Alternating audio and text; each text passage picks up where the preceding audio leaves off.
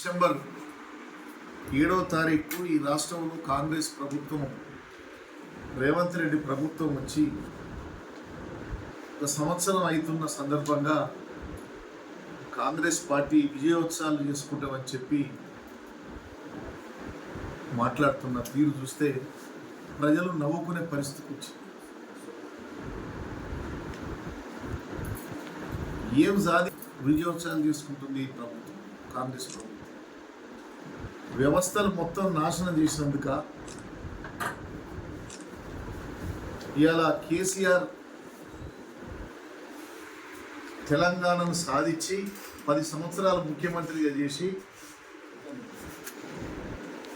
అన్ని రంగాలను భారతదేశంలో ఏ ముఖ్యమంత్రి చేయనటువంటి విధంగా బీఆర్ఎస్ ప్రభుత్వం గతంలో అన్ని రంగాలు కూడా అభివృద్ధి చేసి నెంబర్ 1 చేసింది తెలంగాణ. అటువంటి తెలంగాణను ఇవాళ వ్యవసాయ రంగంలో ముందుకు తీసుకుపోలేదు,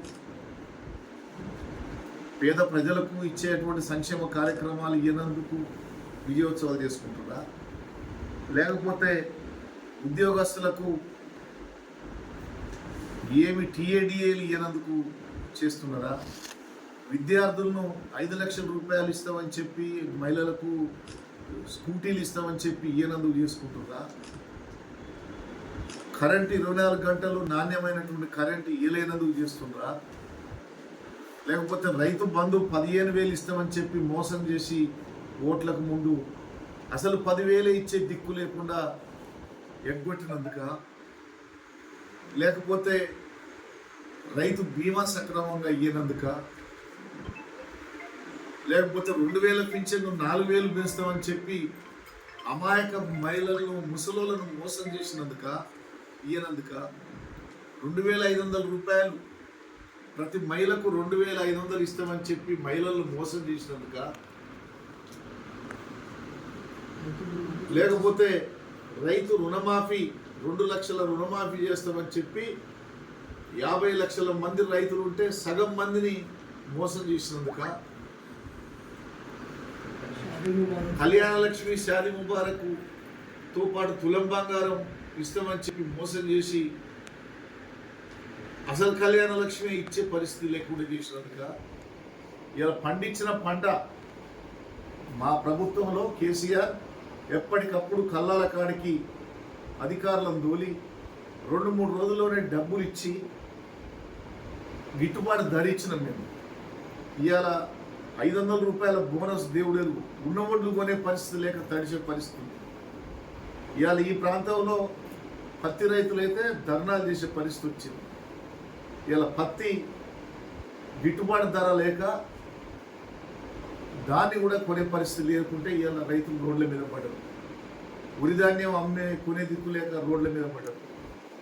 ఇవాళ అన్ని వర్గాల ప్రజలు, ఈ వర్గం ఆ వర్గం అని కాదు, అన్ని వర్గాల ప్రజలు పొరపాటున మేము కేసీఆర్ని ఓడించుకుని తప్పని చేశాము. ఈ యొక్క రేవంత్ రెడ్డి మాయమాటలు నమ్మి 6 గ్యారంటీలు అమలు చేయనందుక మీరు విజయోత్సవాలు చేసుకునేది? ఏం చేసేదనే, ఏం సాధించిందని మీరు విజయోత్సవాలు చేసుకుంటారు? ప్రజలు అసలు ఈ కాంగ్రెస్ పార్టీ ప్రభుత్వానికి సిగ్గుపడాలి. మీరు ఇచ్చిన హామీలు అమలు చేయనందుకు ఇవాళ మూసీ పేరిట హైడ్రా తోటి ఇల్లు కొడుతున్నందుక విజయోత్సవాలు చేసుకునేది? ఇవాళ నల్గొండ జిల్లా రైతాంగానికి తీరని అన్యాయం జరుగుతుంది. ఇవాళ ఆ రోజు ఇప్పుడు ఎట్లు దేవుని దేవాల మన వర్షాలు పడి కాలం అయింది, కానీ లేకపోతే సాగునీరు కూడా ఇచ్చే పరిస్థితి లేదు ఈ ప్రభుత్వం. సరిగా చెర్లకు కూడా నీళ్ళు నింపని పరిస్థితి ఉంది. అందుకని ఇవాళ కాంగ్రెస్ ప్రభుత్వం వచ్చినాక అన్ని వర్గాలను నాశనం చేసింది. తెలంగాణ సమాజం మొత్తం కూడా ఇవాళ రకరకాల ఇబ్బందులతోటి ఏ వర్గం సక్రమంగా లేదు. అందుకని మీరు విజయోత్సవాలు కాదు, విజయోత్సవాలు చేసుకోవడం పక్కకు పెట్టి మీరు ఇచ్చిన హామీలు ఏంది, ఎక్కడ ఆ హామీలు అమలు చేయలేదు. ఇప్పుడు నేను చెప్పినటువంటి వర్గాలను ఎట్లా ఆదుకోవాలి, రైతులను ఎట్లా ఆదుకోవాలి, ఉద్యోగస్తులను ఎట్లా ఆదుకోవాలి, విద్యార్థులను ఎట్లా ఆదుకోవాలి, మాలాంటి ఎస్సీ ఎస్టీ బీసీ మైనార్టీ కుటుంబాలకు సంక్షేమం ఏ రకంగా ఉండాలి, సబ్బండ వర్గాలు కూడా ఇవాళ ఇవాళ 42 మంది విద్యార్థులు ఇవాళ గురుకుల పాఠశాలలో చచ్చిపోయింది. ఇప్పటి వరకు ఒక గురుకుల పాఠశాల నిర్వహణ లేదు, హాస్పిటల్లో రోగులను చూసేవాడు లేడు. ఇవాళ అన్ని వర్గాలు కూడా ఇవాళ కాంగ్రెస్ను తెచ్చుకొని మోసపోయిన అనేటువంటి పద్ధతుల్లో ఉన్నారు. అందుకని మీ విజయోత్సవాలు బంద్ చేసి మీ ప్రజాప్రతినిధులు, మంత్రులు, ఎమ్మెల్యేలు అందరూ కూడా వచ్చి ప్రజల్లో ఉండి ప్రజా సమస్యలు లేకుండా చేస్తే మీరు గొప్పోళ్ళు తప్ప ఇవన్నీ ఎక్కడికక్కడ పక్కకు పెట్టి కరప్షన్ అయితే కాంగ్రెస్ ప్రభుత్వంలో ఎక్కడ దొరికినోడు అక్కడ కాంట్రాక్టర్లు అయితే తలకాయ పట్టుకురు. చేసిన పనులకు బిల్లులు ఇవ్వమంటే పర్సెంటేజ్ కావాలి. 6% ఇస్తావా, 8% ఇస్తావా? డైరెక్ట్ వాళ్ళకు నీకింత నాకింత.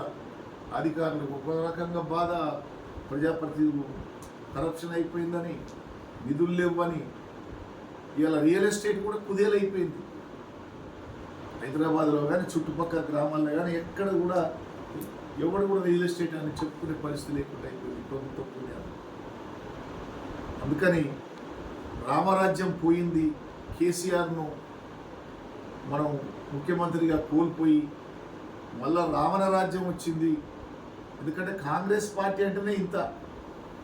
ముఖ్యమంత్రి ఏం నిర్ణయం తీసుకుంటాడో మంత్రులు దానికి వ్యతిరేకంగా మాట్లాడితే అసలు ఈ ముఖ్యమంత్రిని ఉంచాలే అనేది లేదు. కొంతమంది ఇంకో మేము ముఖ్యమంత్రి కావాలని ఎదురు చూసే పరిస్థితులు వచ్చినాయి. కాంగ్రెస్ ఎప్పుడు వచ్చినా ఇంతే. మంత్రులుగా ఎమ్మెల్యే ఉన్నోళ్ళు మంత్రులు కావాలని, మంత్రులు ఉన్నోళ్ళు ముఖ్యమంత్రి కావాలని,